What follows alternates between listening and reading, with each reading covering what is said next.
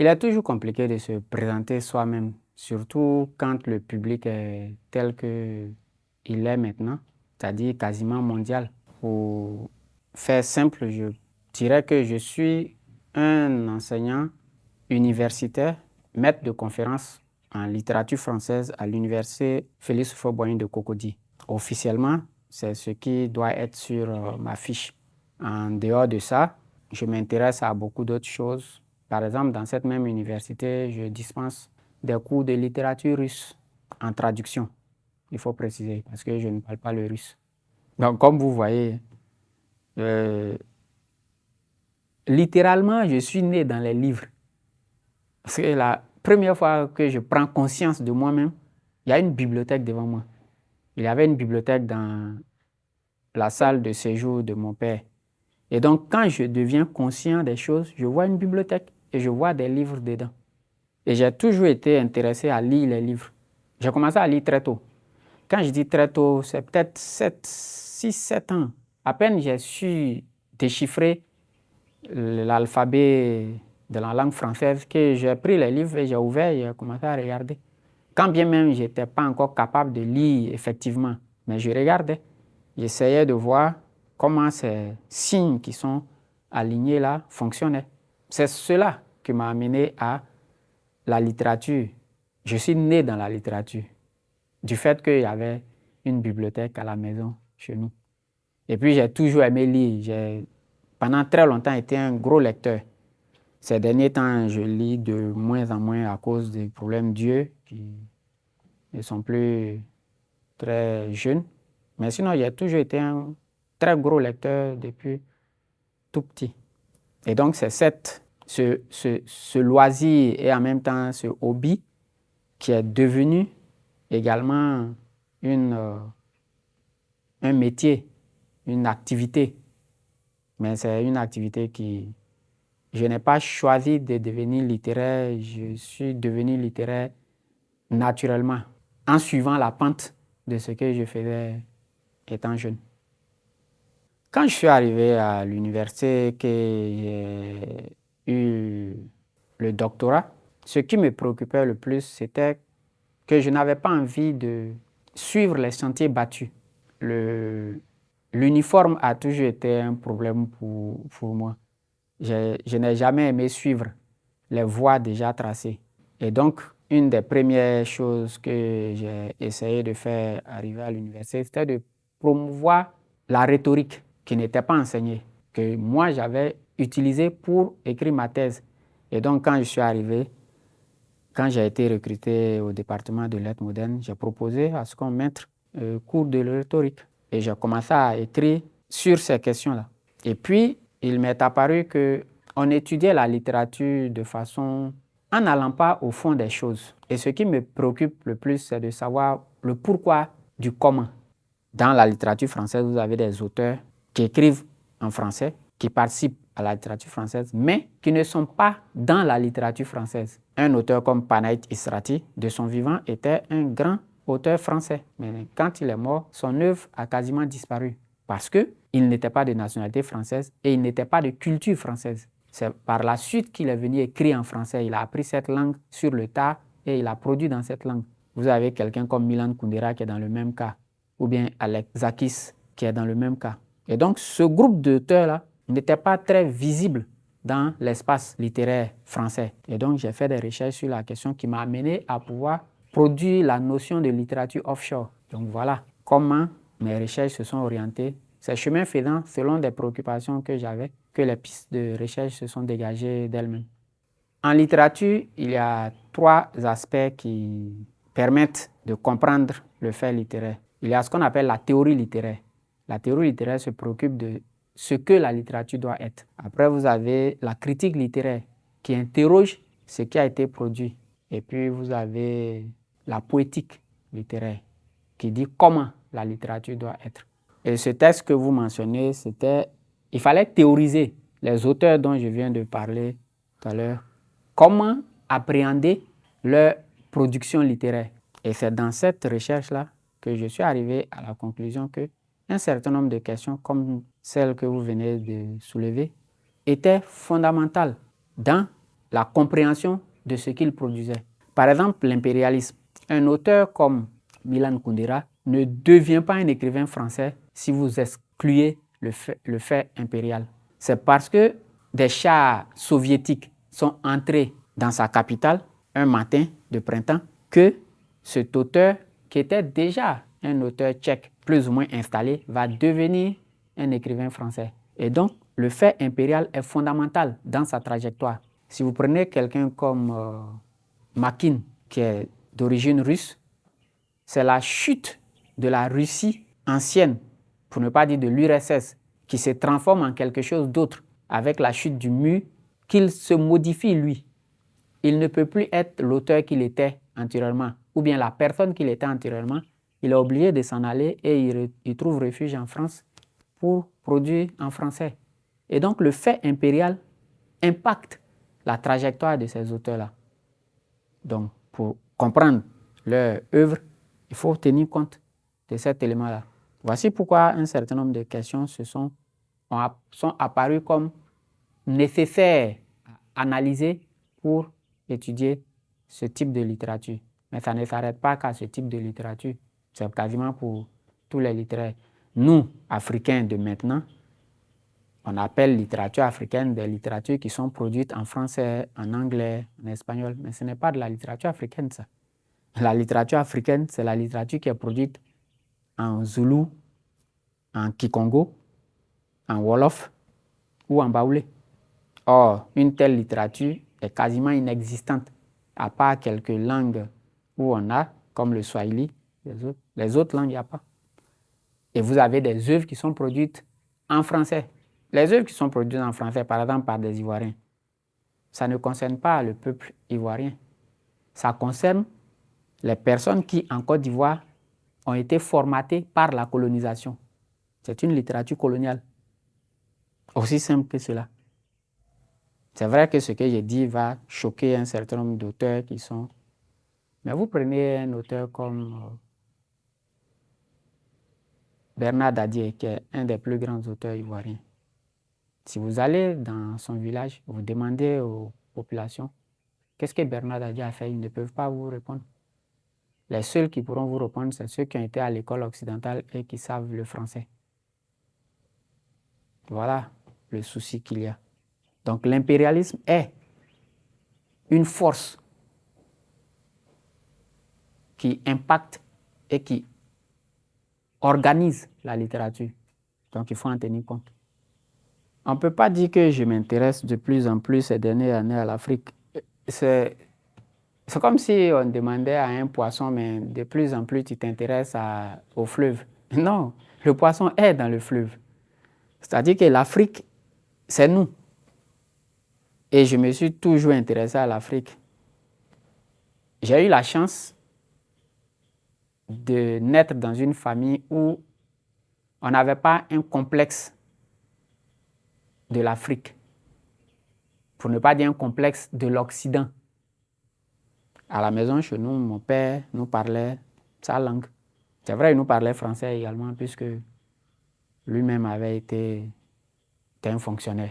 Donc, mais il nous parlait sa langue. Et il nous parlait sa langue au sens profond du terme. C'est-à-dire qu'il nous disait des choses qui sont des choses venues du fin fond de la tradition. Et puis, il y avait ma grand-mère qui, elle, n'a pas été à l'école occidentale. Donc, avec elle, il n'y avait que par l'Afrique que nous pouvions... Donc, elle nous a montré un certain nombre de choses. Chez elle, à la maison, il n'y avait pas de réfrigérateur ou quoi que ce soit de ce genre-là. Elle avait son canari qui était déposé dans un coin sur un banc de sable et autres. Et l'eau était très fraîche dans ce canari. C'est comme ça, c'est-à-dire que c'est le rapport viscéral à sa culture qui transite par les choses du quotidien. Et donc, il y a ce qu'on fait quand on travaille à l'université, comme c'est mon cas. Ça, c'est le travail, c'est le boulot, on va dire. Et puis, il y a ce qu'on fait pour soi-même. C'est ce que vous appelez l'intérêt pour l'Afrique. C'est vrai que ces derniers temps, j'ai commencé à mettre les choses à un niveau académique. C'est pour ça qu'on voit plus maintenant, mais ça a toujours été là. Il faut africaniser les Africains. C'est la raison pour laquelle je me suis intéressé, comme vous dites, à la question africaine. C'est fondamental. Le 21e siècle sera le siècle des nations, sous-entendu de la culture des nations. Et puis, on ne peut pas se gendarmer pour la biodiversité animale et puis ne pas prendre en considération la biodiversité culturelle. Autant il faut qu'il y ait toute cette biodiversité pour que l'équilibre s'installe dans la nature, autant il faut qu'il y ait la biodiversité culturelle pour que l'équilibre s'installe dans l'humanité. Une humanité uniformisée qui ne serait qu'une seule culture n'est pas viable. Et d'ailleurs, ce n'est pas envisageable. Ce n'est pas souhaitable non plus. Supposons que demain, nous parlions tous l'anglais. C'est un appauvrissement de l'humanité. C'est pour ça que chaque culture doit travailler à approfondir ce qu'elle est. Une culture, c'est une manière d'être humain. Plus il y a de manières d'être humain, plus c'est bon pour l'humanité. Et le jeune Africain d'aujourd'hui, il se croit émancipé quand il parle anglais et qu'il mange au McDo. Ça, c'est l'écume des choses. Dans le fond, qui est-il? Il n'est personne, puisqu'il n'est pas les autres. Il n'est pas l'anglais qu'il parle, il n'est pas le McDo qu'il mange. Donc, il est comme une feuille morte qui flotte au vent. C'est pour ça que les Africains d'aujourd'hui ne sont pas enracinés. Et donc, ils ne sont pas solides. Dans les confrontations qu'ils ont avec les autres, ils manquent de solidité à cause de ce manque d'enracinement. C'est quand on est enraciné dans sa culture qu'on sait ce qu'on vaut, qu'on peut faire front à toutes sortes de défis. Les jeunes Africains doivent revenir à l'Afrique. Il faut qu'ils fassent de façon volontaire le processus de réafricanisation. Ils verront eux-mêmes les résultats au bout de 10 ans. Il n'y a pas beaucoup d'auteurs que je peux dire qui m'ont influencé en tant que tel. Le seul que je reconnais avoir guidé mes pas, c'est Cheikh Anta Diop. C'est pour ça que je me considère comme un diopien. C'est à la lecture de cet auteur que j'ai compris ce qu'il fallait faire. Ce qu'un Africain qui était dans une perspective de renaissance de sa civilisation, de son continent, quelles étaient les voies à suivre. Et ce sont ces voies que j'ai suivies. À une conférence qu'il a faite, je crois que c'était au Cameroun, Cheikh Anta Diop a dit « Armez-vous de science jusqu'aux dents et arrachez votre patrimoine sans ménagement. » Parce qu'il ne s'agit pas d'aller demander à quelqu'un de vous rendre ce qu'il vous a volé. Non. Vous vous donnez les moyens de récupérer ce qui est à vous. Parce que pour que ce soit à lui, il aurait fallu que vous le lui donniez, ce qui n'a pas été le cas. Donc vous récupérez. Et Cheikh Anta Diop a tracé des pistes dans tous les domaines. De sorte que pour un Africain qui est vraiment dans la logique de servir son continent, c'est le fond qui manquera le plus. Normalement, cela aurait dû être fait dans le premier cours qu'on donne aux étudiants qui arrivent. Moi, je n'ai pas été déboussolé, mais je n'ai pas eu cette information. Mais je n'en ai pas eu besoin parce qu'au lycée, déjà, on avait des enseignants qui nous avaient déjà indiqué un certain nombre de textes par lesquels nous pouvions... Pour quelqu'un qui arrive en lettres modernes, maintenant, ce que je peux lui dire, il y a deux choses qu'il faut qu'il prenne en compte. Le premier ouvrage que je recommande à tous les étudiants, c'est Problème de linguistique générale d'Émile Benveniste. C'est un classique. Beaucoup de gens parlent de Benveniste, mais ils ne lisent pas réellement Benveniste. Il faut lire ces deux textes-là, ces deux tomes. Problème de linguistique générale, tome 1, paru en 1966, je crois, et puis Problème de linguistique générale, tome 2, paru en 1974. Il montre, si vous faites des études littéraires, vous êtes obligé de vous appuyer sur la langue. C'est la linguistique qui est le fondement, puisque c'est le matériau même que vous allez utiliser pour réfléchir. Et c'est le matériau qui a été utilisé pour produire les œuvres d'art que vous allez analyser. Donc, il faut regarder là-bas. Donc, les deux textes-là sont à la base. On verra dedans qu'il aborde beaucoup de notions. Si ce n'est que dans le domaine strict des études, je n'ai pas rencontré de difficultés. Mais j'ai failli être exclu de l'école plusieurs fois. Parce que le problème avec moi, c'est que je ne suis pas discipliné.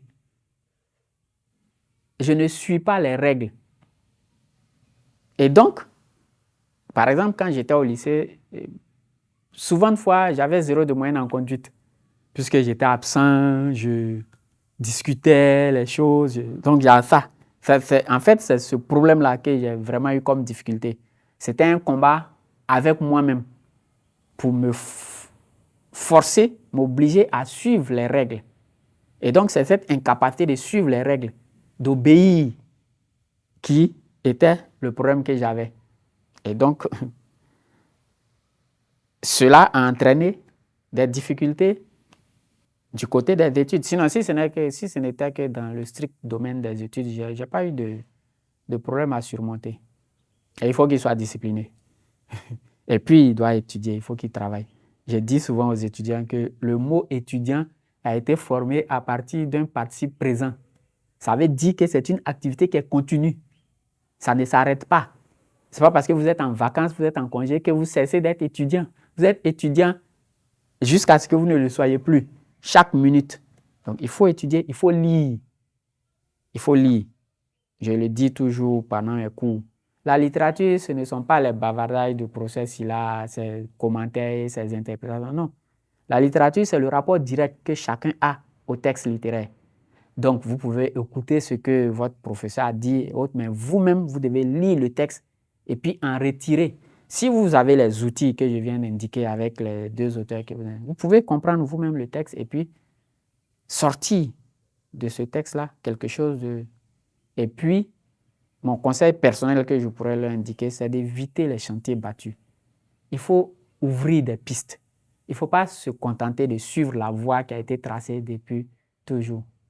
Ce n'est pas gratifiant même pour la personne même qui fait ça. Il faut chercher à innover. C'est comme ça que l'humanité évolue. Sinon, si on fait tous le même parcours, la même chose, on serait resté dans les grottes si c'était le cas. En fait, il faut être rigoureux. Ce que vous appelez tutoyer l'excellence, c'est peut-être la rigueur. Quand on travaille, on n'est pas en train de jouer. Et donc, si vous avez un texte à étudier, vous étudiez le texte. Vous avez des grilles de lecture. Il ne faut pas vous contenter d'une seule ou de deux. Ce n'est pas suffisant. Et je dis aux étudiants, par exemple, que la précision est votre première protection. Il faut être précis dans ce que vous faites. Or, pour être précis, il faut aller au fond des choses. Il faut chercher le détail près. C'est en travaillant comme ça qu'on aboutit à ce que vous appelez l'excellence là. Parce que vous obligez à dire les choses au millimètre près. C'est ce qu'il faut faire. Il faut être dans la rigueur. Il ne faut pas se contenter de l'à peu près. Bon, on a écrit un texte, on pense que c'est... Mais on sait qu'il y a des défauts qu'on peut améliorer. Pourquoi on laisse comme ça? Il ne faut pas le laisser comme ça. Il faut reprendre l'ouvrage, enlever tout ce qui est scorie. Et quand vous avez fait ça, que vous regardez, c'est-à-dire qu'à vos propres yeux, le texte doit être limpide. C'est comme ça qu'aux yeux des autres, ça sera acceptable. C'est comme ça qu'il faut travailler. Si le texte est limpide à vos propres yeux, pour les autres, ça sera acceptable. Quand vous travaillez, vous devez être dans la logique où vous devez diminuer le nombre de critiques au strict minimum. C'est-à-dire que les gens n'aient rien à redire sur ce que vous avez présenté comme travail. Oh, je n'ai qu'une seule chose à dire, comme j'ai déjà dit au cours de l'entrevue, c'est qu'il faut réafricaniser les Africains. On ne peut pas être africain et ne plus être africain. Ça n'a pas de sens. nous devons reprendre nos langues.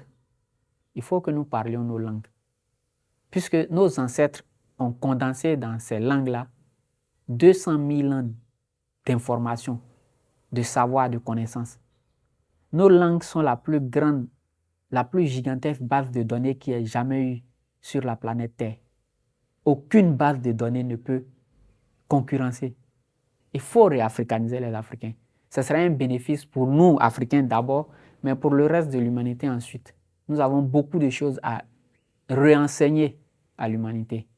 Et ces choses-là ne pourront être disponibles qu'à travers un retour à nous-mêmes. Ce que je peux donner comme mot de fin.